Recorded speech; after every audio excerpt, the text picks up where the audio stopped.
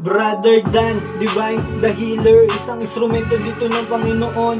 Kahit na ano sakit, huwag magatubili na lumapit. Kayang-kaya ka pagalingin, mas mabisa ang gamutan, mabilis lang gagaling kapag malakas ang pananampalataya. Tiyong paniniwala sa Diyos, oo yan ang ating unang isa puso. Walang imposible pag sa Kanya nagtiwala.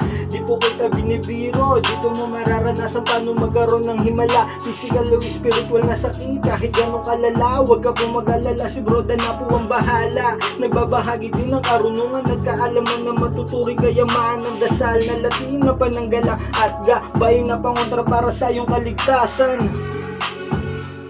Po sa inyo lahat mga kapatid, at pumuli ang inyong likod, Brother Dan, upang magbago sa inyo ng munting kalaman patungkol sa orasyon ni Haring Kamatayan, ang pagpumpugin ng bundok at mahati sa lakas ng lindol. Narito pong orasyon.